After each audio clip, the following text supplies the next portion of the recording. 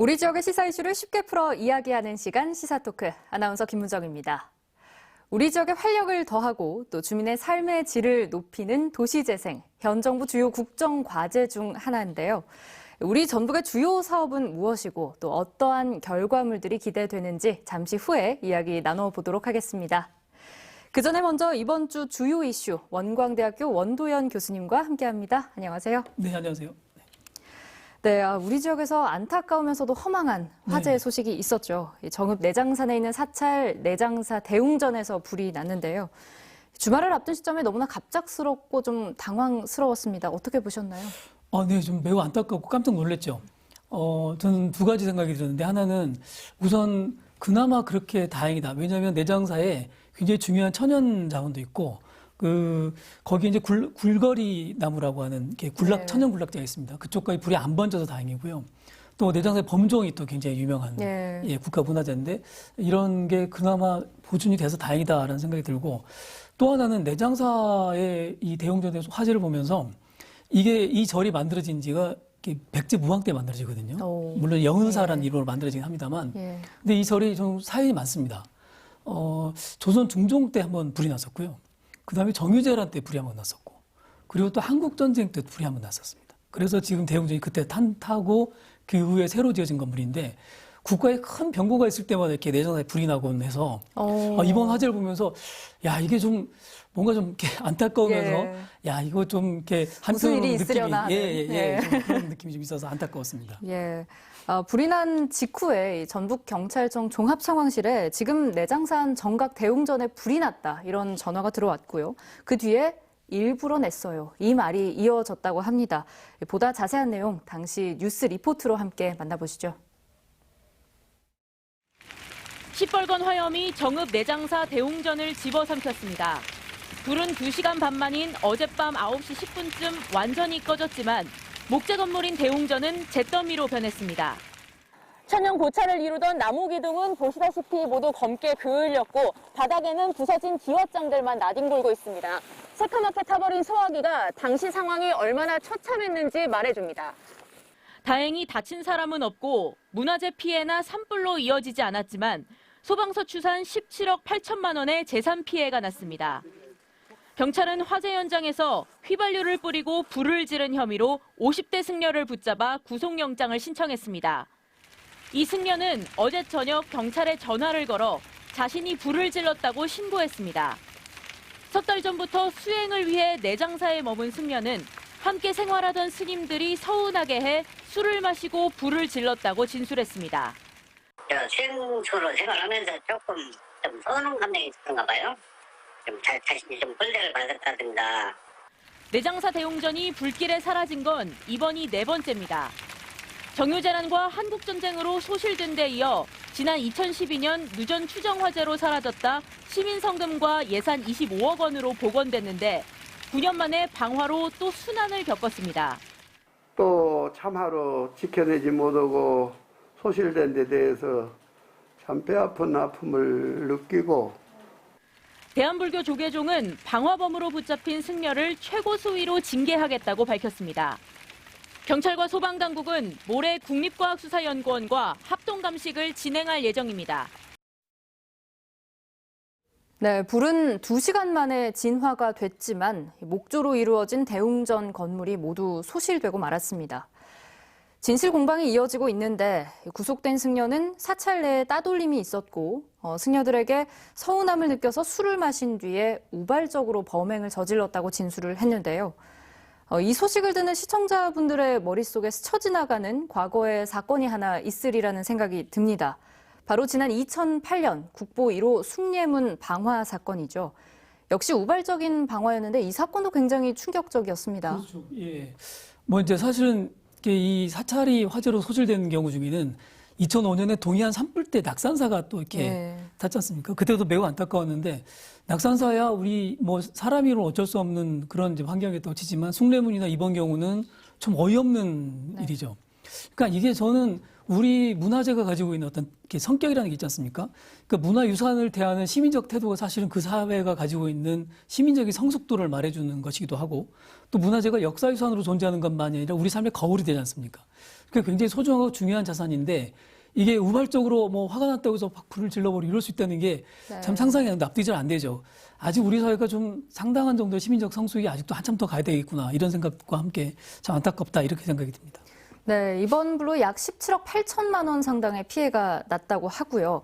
정읍 시민들은 물론이고 우리 국민 모두가 또 아름다운 천년 고찰 하나를 잃게 됐습니다. 숭례문도 그렇고 내장사 대웅전도 그렇고 목조 건물이다 보니 화재에 더욱 취약할 수밖에 없다. 이런 얘기를 제가 지금 자꾸 하게 되는데 그래서 사건 이후에 부족한 방제 시스템에 대한 질타도 이어졌죠. 네, 맞습니다. 뭐 이렇게 스프링클러가 설치가 안 돼 있었다거나 네. 또는 이제 목재 건물에 당연히 해야 되는 제염 처리 같은 게 정기적으로 안 됐다거나 이런 이제 지적들이 있어 왔는데 저는 이제 그런 제도적인 문제보다도 우리가 그런 문화재를 어떤 공공의 자산으로 바라보는 우리 사회 전체가 가져야 될 같이 지켜나가야 될 공공의 자산으로 보는 관점들이 우리에게 좀 부족한 것 아닌가. 예를 들면 아까 제도의 미비와 함께 그 스프링클러를 설치하고 또 뭐 제염 처리를 정기적으로 하고 이러는 게 상당한 비용이 들어가지 않습니까? 네. 근데 이런 비용들이 내장사 입장에서 보자면 그 비용들을 본인들이 부담하기 되게 어려웠고 그렇다고 공공에서 이걸 하기에는 또 이렇게 이 조건이 허락하지 않고 이러면 서로 미루다가 이런 일들이 벌어지곤 하는데 이런 역사적인 문화유산이나 문화재를 우리가 우리 사회 전체가 지켜야 될 공공의 자산으로 보는 그런 관점들이 선행되면 그러면 이제 그런 제도적인 문제와 함께 실질적인 재정 지원도 이루어지면서 그걸 보호할 수 있는 장치들이 만들어지겠죠. 근데 그런 절차들이 좀 이번에 빠져 있었다. 그래서 우리가 단순하게 하나의 제도가 작동이 되었느냐 안 되었느냐 이런 문제들보다는 이런 문화재들을 대하는 우리의 태도를 다시 한번 생각해 봐야 되지 않느냐 이런 생각을 좀 해봤습니다. 그러니까 이제 제도 개선도 물론 중요하겠지만 그 전에 인식이 선행이 되어야 제도 개선으로까지도 갈 수 있겠다. 그렇습니다. 이런 그 부분에 대한 말씀이신 심리적 거죠? 합의가 있어야 그런 네. 부분에 투자를 할 때 이게 이 공공이 됐든 아니면 내장사가 됐든 예. 그런 부분의 투자가 결코 손해보는 게 아니다라는 인식이 있고 당연히 해야 된다 이런 인식이 있어야 되는데 그런 네. 게 좀 부족했던 거죠. 네, 앞으로 이렇게 문화재에 대한 인식도 좀 바뀌어야겠고 이어서 관리도 중요하게 보여집니다. 또 하나는 그 전에 술에 취해서 혹은 뭐 개인적 원한 때문에 기타 무슨 이유로든 이런 변명이 통하는 사회여서는 안 되겠다. 이런 근본적인 생각도 해보는데요. 계속해서 2부 도시재생 관련 내용으로 이어집니다.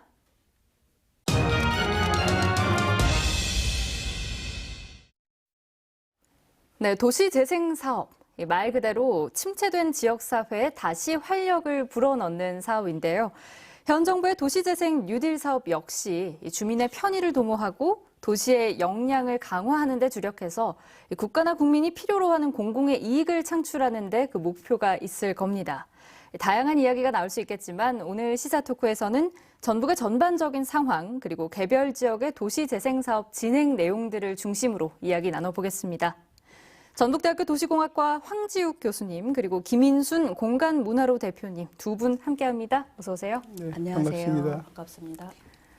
네, 도시재생이라는 단어 자체가 낯설진 않지만 누군가가 제게 도시재생이 뭐냐 이렇게 물어본다면 좀 어떻게 대답을 해야 할지 선뜻 떠오르지가 않습니다. 황 교수님, 도시재생이 정확히 무엇이고 또 어떤 목적 갖고 있는지 설명해 주신다면요. 네. 그렇지 않아도 여러분들께서 도시재생이 뭐냐 이렇게 많이 여쭤보십니다. 그때마다 저는 이제 도시재생이라는 이 단어, 낱말 자체를 갖고 말씀을 많이 드리는데요. 도시라는 말은 뭐 잘 알고 계시니까 그런데 재생이라고 그럴 때 그게 제가 다시 그리고 생은 생생하게 만든다, 다시 살만하게 만든다 하는 이 과정이고 방법을 얘기하는 건데요. 예전에 저희가 도시 재개발을 하거나 주택 재건축을 하지 않았었습니까? 이제 이런 사회에서 새로운 사회의 모습으로 바꿔가는 건데 재개발이나 재건축할 때는 어디서 다른 사람들이 와서 돈을 넣어서 그 사람들이 하고 그냥 떠나면 끝나버리는 사업이었었습니다. 근데 이제 재생은 우리 스스로 재생하면서 우리 스스로가 살만하게 우리 마을을 만들자 하는 겁니다. 그래서 이 단어를 저희가 영어랑 이렇게 차용해서 쓰면 그 영어에서 도시재생이라는 단어를 regeneration이라고 하는데요. 거기에 보면 제너레이션이라는 단어를 갖고 저희가 예전부터 써왔던 것이 제너레이터라는 개념이 있습니다. 네. 이 제너레이터가 뭔지 아십니까, 혹시? 이 쉽게 말해서 경운기에 보면 경운기에 발동기가 있지 않습니까? 이것을 영어로 하면 제너레이터라고 합니다. 이 발동기에는 약간의 기름이 들어가 있고 저희가 스스로 이 경운기를 몰려낸 사람이 이 돌리면서 붕붕붕붕 하면 계속 가지 않습니까? 이런 것처럼 재생이라고 할 때 제너레이션이라는 단어는 결국 계속해서, re는 계속해서라는 의미가 있고 우리가 스스로 발동을 이룰 수 있도록 한다. 거기에 약간의 정부가 지원해주는 자금이나 이런 것을 통해서 우리 스스로도 우리의 노력으로 이끌어간다 하는 것이 재생이라는 겁니다. 예, 역시 교수님이셔서 그런지 이 단어의 의미가 귀에 쏙쏙 들어와 박히는데요. 특히 현 정부에서 관련 사업들을 구체적으로 지원을 하고 있죠. 도시재생 뉴딜 사업 이런 명칭을 사용하고 있는데 도시재생 사업 자체는 사실 꽤 역사가 있잖아요. 그러면 기존에 해왔던 도시재생 사업과 구분되는 특징이 있을까요? 네, 과거에는 도시재생을 처음에 시작할 때 사실 주민들이 스스로 뭔가를 한다는 것이 쉽지가 않았었습니다. 가장 대표적으로 시골에 계신 분들은 난 나이가 많어, 난 이런 거 해본 적도 없어, 뭐 이런 식이었었는데 지난 몇 년 동안 그래도 도시재생 사업이라는 것을 진행하면서 주민들 스스로도 이제 내가 뭔가 좀 해볼 수 있겠구나, 할 수 있는 능력이 생겼구나 하는 게 생겼습니다. 그래서 이제부터는 좀 더 새로운 변화가 필요한 시점이고요. 또 그 지난 4, 5년 동안 하면서 마을의 일정 부분들을 고쳐왔습니다. 이제는 그 고친 것으로 끝나는 것이 아니라 사실 재생이 가지는 어떤 궁극적인 방향은 아까도 말씀드렸던 것처럼 스스로 뭔가를 계속해서 해나가면서 그 마을의 상태가 잘 유지되는 겁니다. 이러려면 지역 경제가 잘 돌아가야 되는데 그것을 주민들 스스로 할 수 있도록 어떤 지역 맞춤형 사업을 하자. 그러니까 뉴딜이라는 말이 과거에도 이 어떤 그 정부가 예산을 지원하면서 그것이 쓰고 없어지는 돈이 아니라 그것이 축적돼서 뭔가 새로운 산업으로 이어갈 수 있도록, 그래서 지역의 맞춤형으로 특화된 작은 산업들이 생성되고 유지될 수 있도록, 그래서 주민들의 소득이 또 창출될 수 있도록 이것을 접목시켜 주는 것, 이것이 도시재생 뉴딜이라고 보시면 맞을 것 같습니다. 네, 정부의 계획대로라면 이 종합적인 차원에서 국민들이 생활 속에서 체감할 수 있는 어떤 주거 및 주변 환경의 개선과 또 그 과정에서의 일자리 창출 등 선순환 구조를 만들어 가겠다, 이런 의지로 읽힙니다. 그럼 조금 추상적일 수는 있지만 먼저 큰 틀에서 얘기를 시작해 보죠. 도시 재생을 가능케 하는 기본 요소들로는 원 교수님 어떤 것들 있다고 보시는지요? 네, 이제 이번 정부에서 도시재생을 이야기하면서 가장 많이 나오는 단어 중에 하나가 공동체, 네. 그리고 어떤 특성화, 그리고 혁신, 이런 개념이 많이 나옵니다. 아까 이제 황지욱 교수님께서 설명을 잘 해주셨는데 실제로 지역 주민들이 도시재생의 주체가 되기 위해서는 이게 개개인으로는 안 되지 않습니까? 그러면 지역 주민들 스스로가 어떤 공동의 목표를 갖고 공동으로 같이 일할 수 있는 공동체의 구성이 먼저 있어야 되죠. 이게 이제 주체 형성입니다. 그래서 시민들이 그냥 사업의 대상이 아니라 내가 살고 있는 동네를 내가 좀 더 아름답게 살만한 곳으로 만들어 보겠어라고 하는 게 이제 공동체의 구조고요. 그다음에 이제 거기로부터 나오는 게 혁신이라고 하는 거는 왜 나오냐? 아까 이제 말씀해 주시기를 이제 이런 도시재생 사업이 뭔가 새로운 이 성장의 저기를 만들어야 된다, 계기가 돼야 된다, 이렇게 말씀하셨잖아요. 그렇게 되면은 도시재생이 그냥 단순하게 돈을 퍼부어서 우리 동네 좀 예쁘게 만들고 이런 척 끝나는 게 아니고 우리 동네가 이걸 통해서 뭔가 좀 이렇게 먹을거리도 만들고 그리고 우리 동네에 좀 젊은 청년들이 뭐라도 하면서 같이 살 수 있고 이런 구조를 같이 만들어야 된다. 네. 그 되게 어렵고 큰 과제입니다. 그러나 이 과정들이 하나하나 진행되고 있는 과제여서 지금도 여전히 현장에서는 굉장히 고민하고 있고 굉장히 어려워하고 있는 그런 과제들이죠. 예, 김 대표님께서는 덧붙여서 좀 어떻게 생각하시는지도 듣고 싶습니다. 이전 정부하고 지금 현 정부의 차이는 도시재생을 이전에 이제 이명박 정부 때부터 이 단어를 사용하기 시작을 했었었는데요.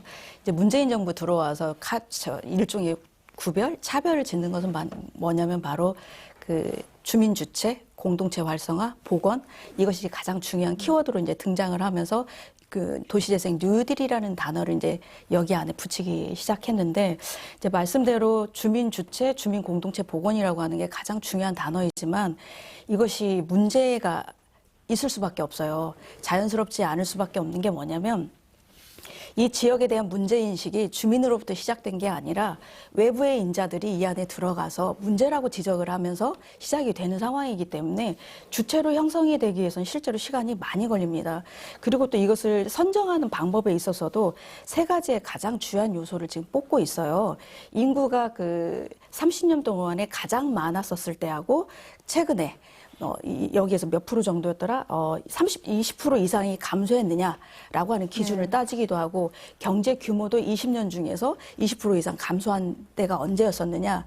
그 다음에 또 하나는 생활환경의 악화가 20년 이상의 노후 건물이 50% 이상이 존재하느냐라고 하는 디테일한 내용들을 또다시 따져서 도시재생 지역이라고 하는 것을 현재 지정을 해주고 있는 상황이다 보니까 여기에 또 들어가고 싶은 데는 또 못 들어가는 상황이 되기도 하고 그러니까 주민들이 자발적으로 이루어져서 가고 있는 데에서는 이 안에 들어가고 싶어도 범위가 안 되는 경우가 발생하기도 하고 또 어떤 데는 우리가 생각하지 못했는데 지자체 중심으로 이게 중앙정부에서 지자체 중심 사업으로 넘어가다 보니까 지자체에서 여기에 필요한 사업이야 라고 하면서 또 이렇게 픽하다 보니까 이러한 또 언밸런스가 일어나긴 하지만 이 언밸런스 속에서 다시 한번 벌어지는 것들은 주민들의 주체, 주민들의 참여 이것을 통해서 내 삶에 어떤 변화가 있을 것이냐라고 하는 걸 구체적으로 사업이 끝났음에도 불구하고 경험하지 못한다라고 하는 사례가 너무 많다는 것이죠. 그래서 이것이 실패냐 성공이냐라고 하는 이야기를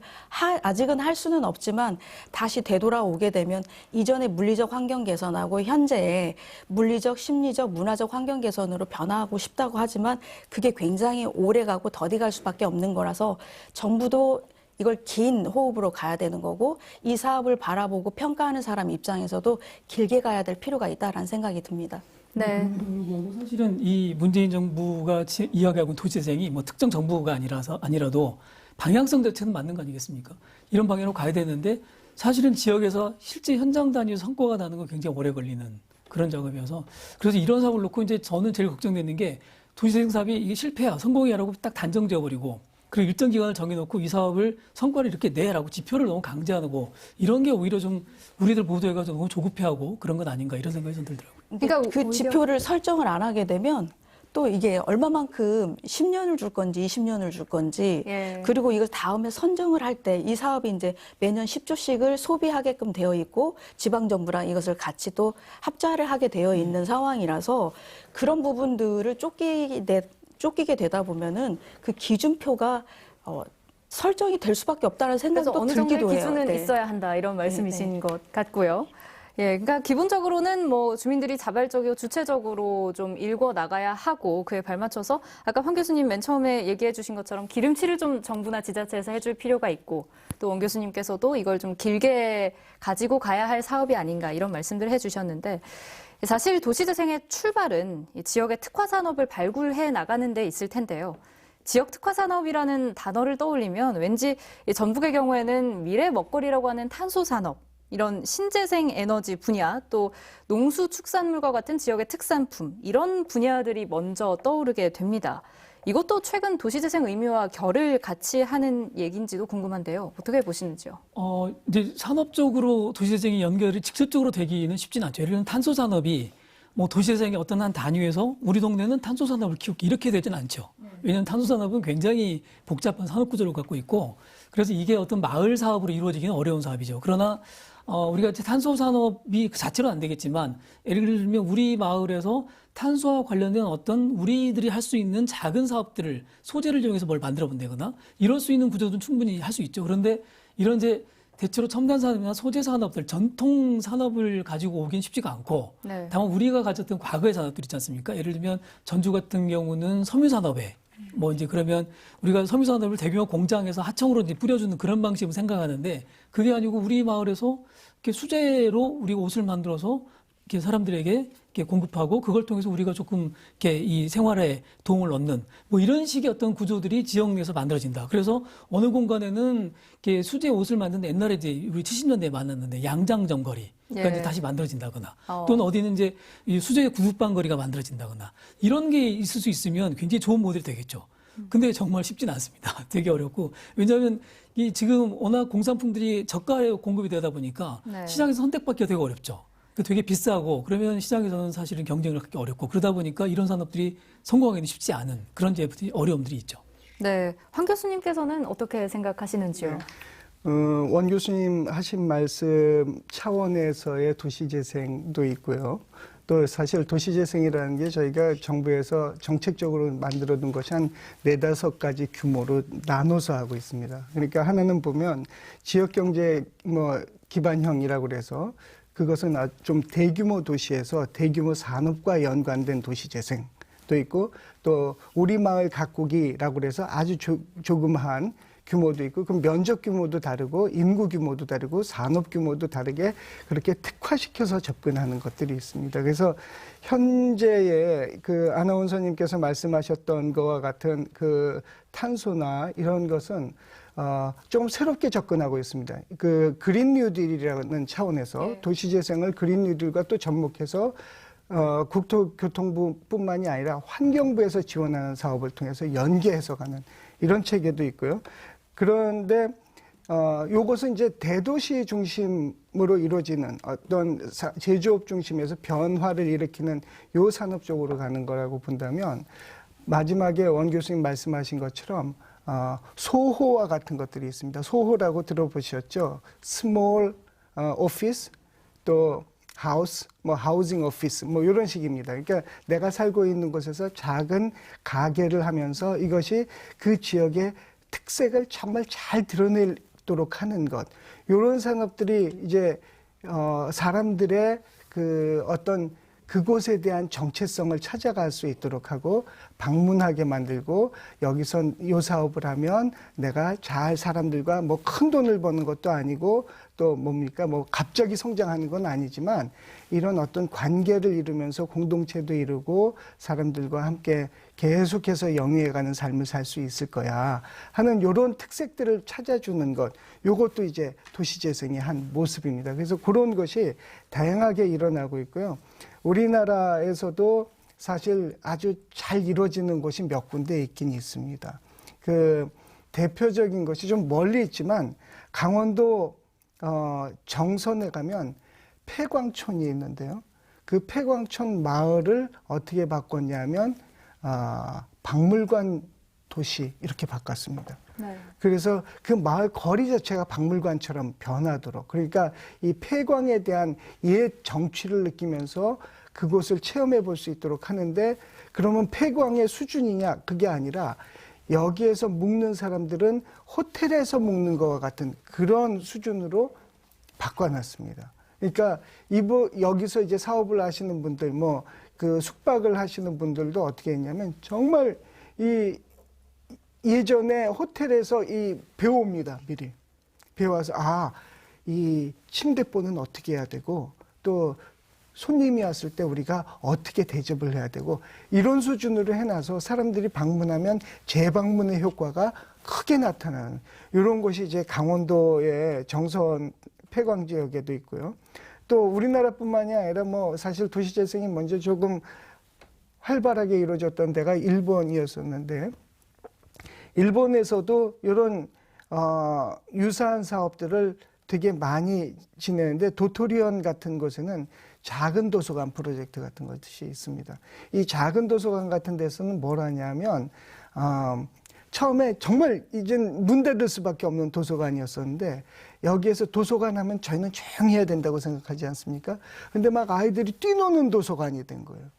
그리고 그 지역에 큰 도서관도 없었는데 마을 사람들이 다른 외부의 사람들이 좀 쉬러 왔다가 이곳을 보면서 우리가 여기에서 정착하면 우리 아이들을 아주 경직되게 키우지 않고 자유롭게 키울 수 있겠구나 하는 생각을 하면서 몇몇이 들어오면서 이 마을 자체가 도서관 마을로 바뀌기 시작합니다.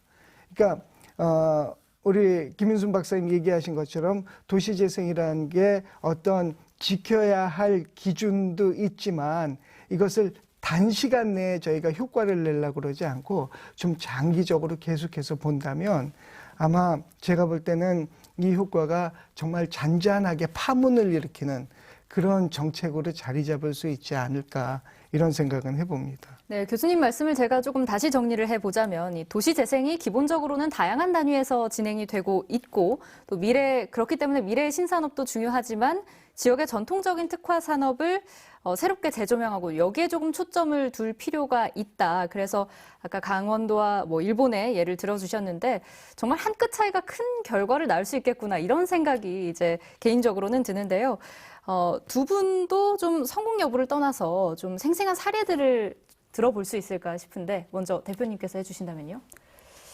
도시재생의 예. 성공 사례요. 예. 우리 지역을 넘어서 다른 지역까지도 가능합니까? 네, 성공 여부를 떠나서 좀 도시 재생을 위해 어떤 지자체나 정부 차원에서 조금 노력한 사례들이 있다면 우리 지역? 예, 지역을 넘어서서요. 아니 실은 우리 지역 같은 경우에는 이제 굉장히 이게 후발주자로 등장을 하다 보니까 제가 이제 재차 여쭤본 것인데 실제로 그 도시재생의 뭐 원류까지는 아니지만 도시재생의 시작이 이 문재인 정부가 얘기하고 있는 것처럼 주민 스스로 일궈낸 사례가 뭐가 있었냐면 하일라인 파크라고 하는 게 이제 뉴욕에 있는 공원이거든요. 네. 근데 여기 같은 경우에 80년대 이후에 여기가 도축장이었던 공간에 이 산업을 이 도축된 것들을 실어나르기 위해서 얘가 이 철로가 놓여져 있었던 건데 이제 후반기에 들어오게 되면서 이게 쓸모가 없어지게 됩니다. 그런데 이것을 이제 방치를 하다 보니까 너무나 이상하게 갈 수밖에 없는 상황이었겠죠.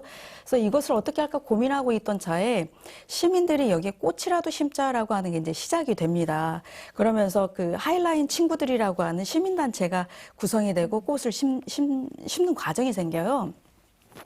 그리고 그것을 보고 뉴욕 시장님이 그 당시 뉴욕 시장이 그럼 이것을 시민의 의견을 물어서 어떤 방향으로 가는 게 좋을 건지라고 하는 걸 찾아보게 됩니다. 그러다가 2004년도에 이제 국제 공모를 하게 되면서 현재 하이라인 파크가 만들어지게 되는데 왜 이것을 우리가 주목하냐면 이게 서울에 7017 서울로가 다시 네. 들어오게 되는 계기가 되거든요. 그러니까 시간으로 보게 되면 2004년에 공모를 하고 거의 7년에 완성이 된 것 같아요. 그럼 우리도 2017년에 서울로가 들어오게 되거든요. 그러니까 10년 차를 두고 똑같이 고가도로를 어떻게 디자인할 거냐라고 하는 고민이 여기에 이제 주요한 사례로 이제 등장을 하게 되는데 서울에 가신 분들도 역시 서울역에서 나와서 이 고가도로를 봤었을 때 자연스럽게 연결되는 17개의 길들이 만들어지기 때문에 재생의 의미, 시민들은 이것을 어떻게 받아들일까? 그러니까 일상 속에서 타자화된 것이 아니라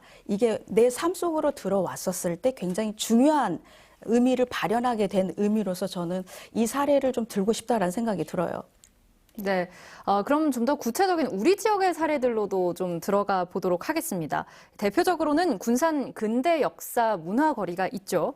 군산은 2009년부터 근대 역사, 특히 긍정적이든 부정적이든 이런 기억들을 모두 아우르는 공간들을 연결을 해서 이 문화 콘텐츠를 다양하게 개발을 했는데 황 교수님 여기에 대해서는 어떻게 보시는지요? 네, 군산에서 처음에 그 일제 강점기의 근대사를 가지고 재생을 한다고 했을 때 사실은 많은 분들이 되게 반대도 많이 했었습니다. 의견이 되게 많이 분분했었고요. 조개나 적산가옥에 대한 평가, 이거 정말 좋은 평가 못 받는 경우도 많이 있었습니다. 그런데 단순히 없애버리는 것이 유의미하냐라는 질문이 정말 많았었고요. 그래서 그 과거에 있었던 의견보다는 이제 현대의 삶을 접목해서 아픈 역사를 딛고 일어선 우리의 변화, 이걸 보여주자 하는데 더 초점을 맞췄었고요. 또 하나는 대규모 개발이 가져오는 것이 과연 우리에게 정말 행복을 가져다 주냐 이런 얘기를 많이 했었습니다. 그래서 현재 살고 계신 주민들 중심으로 이루어지는 그런 변화들이 조금씩 일어나기 시작했는데요. 지역 상점을 앞세워서 지역 상점을 운영하시는 분들을 주체로 해서 변화가 일어났었고 그리고 그곳에서 계속 사업을 하실 수 있도록 관도 지원을 했었고요. 또 시민단체도 함께 참여했었고요. 또 그 지역에 있는 전문가 대학 교수님들도 같이 참여를 했었고요. 결국 이것을 통해서 군산시의 도시재생이 2009년인가 국무총리상을 받았습니다. 그리고 또 몇 년 전에도 또 한 차례 국무총리상을 받았었습니다. 그런데 여기에서 주체가 됐던 게 저는 결과로서의 성공, 뭐 실패 이 여부를 떠나서 항상 도시재생이 정말 성공한 곳을 라고 말하는 것을 본다면 거기에는 어떤 특정 인물이 있었다 하는 생각. 그러니까 누군가가 거기에 들어와서 헌신하려고 그랬던 사람이 있었다. 그런데 들어왔던 사람도 있고요. 또 그곳에서 사시는 분이었는데도 있었고요. 그러니까 이게 막 누군가가 막 욕심을 부리기 시작하면 도시재생 사업은 그냥 끝나버립니다. 거기서 이제 막혀버리고 하지 않는데 군산에서는 군산 우체통거리라는 걸 만들면서 어떤 사업을 진행하고 동네를 그렇게 전부 다 우체통거리로 예전에 저희가 우체통에다가 엽서도 집어넣고 뭐도 했던 그런 사업을 진행하고 실제로 우표도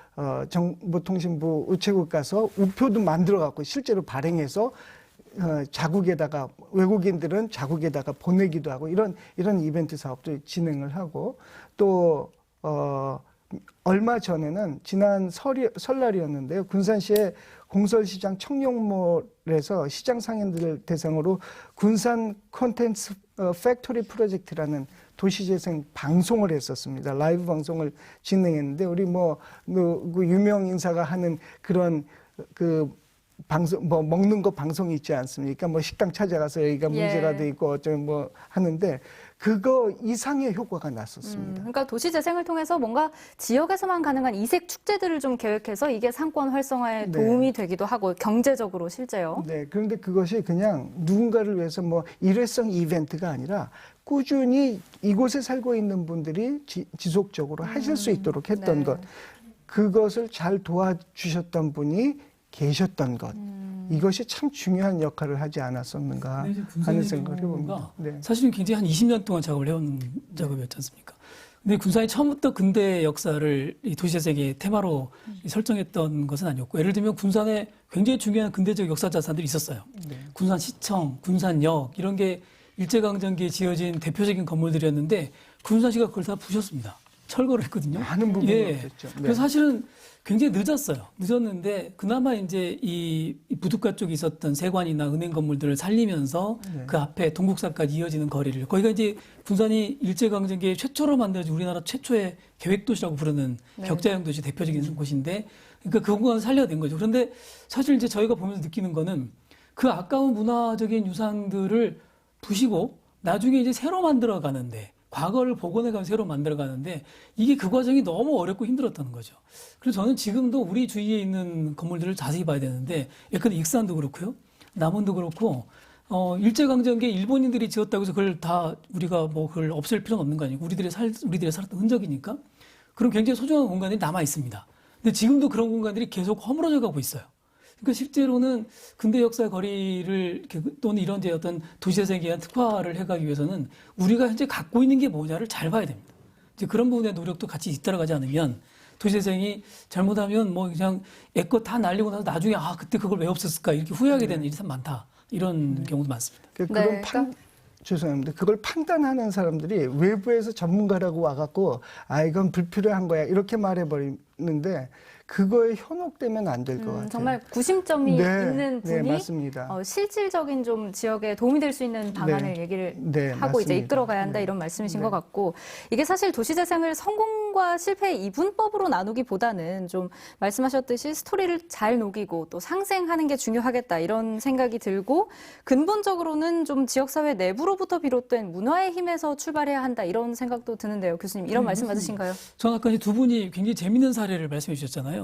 저는 이제 두 분이 동의할지 모르겠는데 저는 도시재생의 가장 성공적인 사례 중에 하나가 한옥마을이라고 생각해요.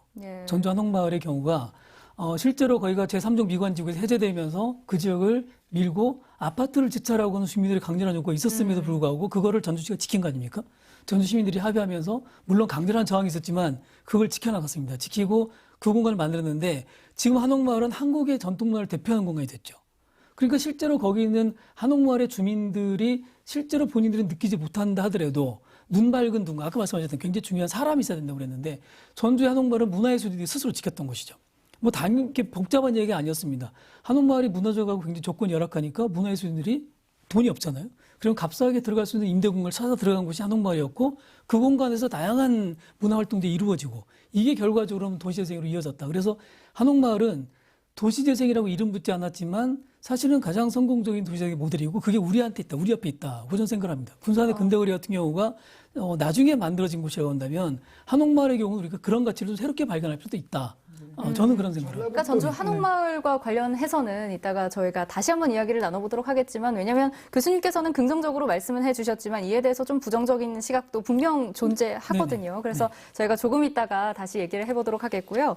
우선 전주의 경우에 한옥마을 이전에 그 성매매 집결지였던 선미촌을 새로운 문화공간으로 창조해낸 선호송 예술촌부터 뭐 팔복예술공장이라든지 최근에는 서학동 예술마을 조성도 본격화하고 있는데 김 대표님이 이에 대해서 좀 더 구체적으로 설명을 해주신다면요. 네, 선미촌이라고 하는 것은 이제 성매매 집결지인데요. 이 공간에 대해서 수없이 많은 단체장들이 이 공간을 폐쇄하겠어라고 한 약속도 하셨지만 실제로 이루어지지 않고 있다가 이게 언제까지 이렇게 갈 건가 이제 고민을 하던 차에 그러니까 시민들이 모여서 이것을 고민하기 시작합니다. 그러니까 구체적인 고민의 내용이 그 이전에 용역을 한 바가 한 번 있었었는데 전체를 다 사들이는 방법이었는데 이 비용이 너무 크니까 할 수가 없다. 그러면 이것을 어차피 또 비용이 크기 때문에 할 수 없다라고 또 물러서기 시작하면 더 시간이 뒤로 갈 텐데 이걸 앞당기는 방법에 대한 고민을 하게 되었죠. 그래서 도시에 관련된 분, 건축하는 분, 그다음에 이제 의회에 계신 분들, 그다음에 이제 여성인권에 활동하는 분들이 모여서 논의했었던 그 결과는 거점 공간을 확보해 나가는 방법들을 찾자라고 하는 게 이제 주요한 선점이었었고 그거의 하나의 가장 주 요소는 거점 공간 중에 거리를 밝고 경쾌하고 이렇게 만들면 누군가가 이 공간에서 성매매를 할 수가 있을까? 감히 이쪽으로 들어갈 수가 없을 거야 라는 생각을 하면서 거리의 분위기를 좀 조성을 하자. 그래서 사람이 원래는 원웨이였어요. 지금 현재는 양방향으로 돼 있는데 처음 디자인은 여기가 한쪽 방향은 차가 지나가되 한쪽은 큰 공간을 두어서 보행을 중심으로 해서 이루어지는 것.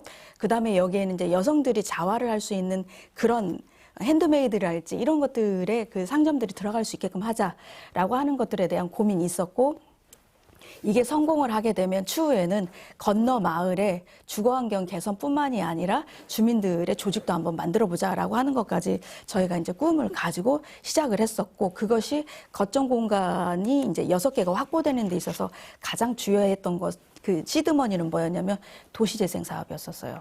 도시재생 사업으로 이 지역을 묶으면서 여기에 그 사업비를 하나를 드리기 시작했던 것이죠. 그것이 바로 이제 단체장의 선택의 결과이기도 하고 또 시민의 의견을 받은 결과이기도 하고 그 추진력을 받아서 현재는 많은 성매매의 현장들이 사라지고 있는 게 결과로 남아 있는 게 현실입니다. 네, 그러니까 이 음지였던 공간을 따뜻한 양지로 이끌어냈다는 데도 좀 의의가 있을 것 같고 그래서 전국적인 모범 사례로도 거듭났는데 익산의 경우에는 지금 전국 3대 도시 중에 하나라고 얘기가 늘 되고 있는데 익산역 그리고 익산 보석 관련 그 산업단지가 있잖아요. 이와 관련해서는 물론 익산시에서는 꾸준히 사회 변화에 맞춰서 좀 산업을 변화시켜 나가고자 하는 의지가 있는 것 같은데 여기에 대해서는 어떻게 보시는지요? 네, 이제 익산도 사실은 이제 전주가 한옥마을 중심으로 중요한 문화적 거점 공간을 만들었고 군산이 근대 역사거리를 만들었지 않습니까? 익산은 거의 끼어 있어요. 익산 시민들은 늘 우리는 왜 전주 군산 사이에 끼어가지고 이렇게 낀 도시가 되었느냐 이런 이제 좀 굉장히 안타까워하는 분위기가 많은데 익산도 굉장히 노력을 안 한 건 아닙니다.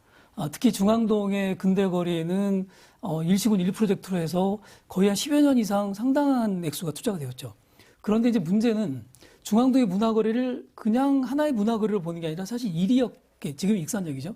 익산역과 관련 지어서 보는 이제 특성이 필요한데 우리가 익산역은 교통의 거점, 여기는 근대거리 뭐 이런 식으로 도시의 성격을 분절해서 보니까 이게 좀 연결이 잘 안 되고 그리고 또 도시의 익산의 시민들이 이 분야를 뭔가 이제 우리들의 삶, 우리들의 문화로 이렇게 받아들이는 이런 이제 정서가 좀 아직은 공감이 덜 되는 것 같아요. 그러다 보니까 늘 단기 사업으로 끝나버리고 그래서 성과가 그렇게 전주 한옥마을처럼 군산처럼 그렇게 확 나지 않는 그런 안타까움이 있고, 보석의 경우는 이 보석마을이 과거에 영등동에 지금 이제 구도심이 되어 있습니다만 과거는 산업단지였지 않습니까? 네. 그러다 보니까 보석산업이 90년대 중반 이후로 익산에서 쇠퇴됐고, 그러다 보니까 익산 시민들한테는 이게 아픈 손가락인 거예요. 그래서 이걸 통해서 뭔가를 새롭게 해보자고 하는 게 익산 시민들이 언뜻 여기 될까 하는 좀 그런 두려움, 막연한 좀 이렇게 걱정 이런 게 있다 보니까 뭔가 중심이 명확하게 안 잡히는 그런 점이 있습니다. 그게 익산의 도시적 특성이기도 하고 익산이 풀어가야 될 과제이기도 하고 익산도 도시재생 사업이 4군데에서 이루어지고 있습니다만 아직 명확하게 이렇다하게 좀 내놓을 만한 그런 성과를 거두지 못하고 있는 게 그런 도시 특성과도 관련이 있는 것 같다. 이렇게 보여집니다. 그래서 원 교수님께서는 이 지역의 전통적인 특화 산업을 문화 산업의 관점에서 좀 새롭게 재조명해서 다시 좀 일으킬 수 있는 힘을 가져야 한다. 이런 전략으로서 뭐 제3 이탈리아 전략 이런 것도 제안을 하셨던데요. 이거는 뭔가요? 예, 과거에 이제 저희가 그런 이야기를 익산을 놓고 그런 비슷한 생각을 했었는데 이탈리아가 이제 우리나라하고 비슷한 게 형태지 않습니까? 그러니까 남부 지역의 농업 지역, 북부 지역의 공업 지역. 그래서 제1 이탈리아, 공업 지역의 제2 이탈리아가 있고 그 사이에 제3의 산업 방식이 있는 곳인데 대표적으로 이제 볼로냐 같은 도시들입니다. 이런 도시들이 전형적인 농업도 아니고 그렇다고 전통적인 제조업적 방식, 이른바 이제 기업들이 투자를 막 해가지고 공장을 짓는 그런 방식이 아니라 그 지역에 사는 작은 소상공인들이 모여서 자기들끼리 거리를 만들고 그 쇠퇴해 있는 거리에 들어와서 이 사람들이 공방을 만들고 그래서 이 공방거리를 쭉 만들어난 이런 이제 형태가 있거든요. 이런 방식으로 대기업이 들어가지고 일거에 쫙 뭔가 개발하는 게 아니라 그 지역에 뿌리 내리고 살고 있는 이 소상공인들끼리 모여서 자기들끼리 이 새롭게 도시재생을 해가면서 거기서 혁신적인 산업을 일으키고 그리고 그 산업의 부가가치를 높여서 훨씬 비싸게 받으면서 이분들이 명품 산업의 어떤 기반이 되고 이런 구조죠. 그러니까 우리도 산업적으로 도시재생이 이어진다고 한다면 바로 이제 이런 부분들에 대한 고민들이 필요한 거죠. 예를 들면 전주 팔복동의 팔북예술공장이 굉장히 새로운 방식으로 이 공간을 바꾸면서 전국적인 모범이 됐지 않습니까? 이게 팔북예술공장 하나로 끝나는 게 아니라 팔북동 일대의 주민들이 그런 어떤 각자 그 조건에 맞는 어떤 산업들을 좀 작은 가게들을 만들어가면서 거리를 만든다면 그럼 완전히 새로운 형태가 되겠죠. 근데 이런 고민들이 지금 우리한테 필요한 시점이고 익산의 보석산업도 그런 어떤 고비에 와 있다 이렇게 느껴집니다. 네, 이렇게 도시 재생은 물리적 정비뿐만 아니라 사회 환경적 회복, 또 문화 및 관광 산업과의 연계, 경제적 이익 등 다양한 요소와 연결이 됩니다. 그렇기에 정부에서도 의지를 가지고 다양한 사업들을 추진을 하고 있고 지자체 역시 적극적으로 참여하고 있죠. 이게 주민 입장에서도 참 좋을 것 같은데 그럼에도 불구하고 이 모든 사업의 빛과 어둠은 공존하는 법이기 마련입니다. 관련 영상 먼저 만나본 뒤에 어떤 관점에서 도시 재생이 추진이 돼야 하고 또 어떤 부분들을 주의 깊게 살펴야 할지 이야기 나눠보겠습니다. 7, 8년 전부터 화가와 공예가 등 예술인들이 하나둘씩 모여들면서 만들어진 서학동 예술마을입니다. 이곳에 있는 낡은 주택 150가구를 보수하고 정비하는 사업이 시작됐습니다. 정부와 전주시가 함께 추진하는 도시재생 뉴딜 사업의 하나로 사업비의 90%를 지원합니다. 재생 사업을 통해 예술마을에는 행복플러스센터와 복합문화시설 등 거점시설이 들어섭니다. 특화거리 3곳과 공영 주차장도 조성됩니다. 전체 사업비는 172억 원입니다. 주민생활 기반 시설을 확충하고 지역 공동체를 활성화해 쇠퇴한 구도심에 다시 활력을 불어넣기 위한 작업입니다.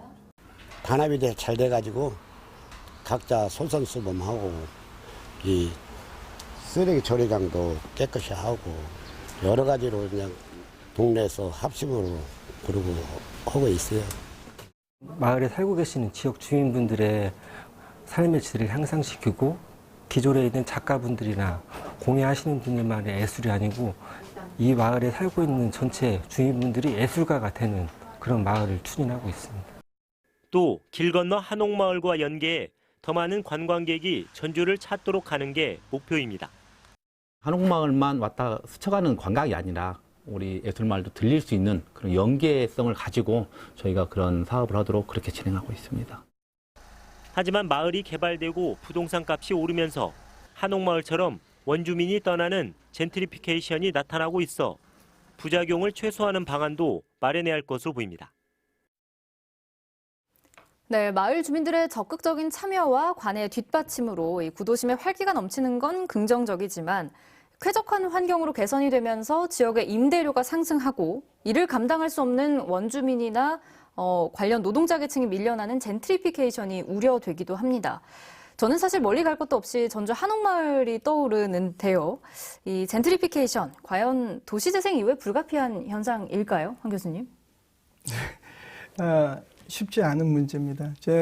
젠트리피케이션은 사실 긍정적인 효과가 초기에는 있는 겁니다. 그러니까 너무 낙후된 지역에 누군가가 중산층의 자본을 가진 사람이 들어와서 뭔가를 변화시키는데 여기에 가속도가 붙은 겁니다. 네. 그러니까 집가, 여기선 사업이 되는 것 같아.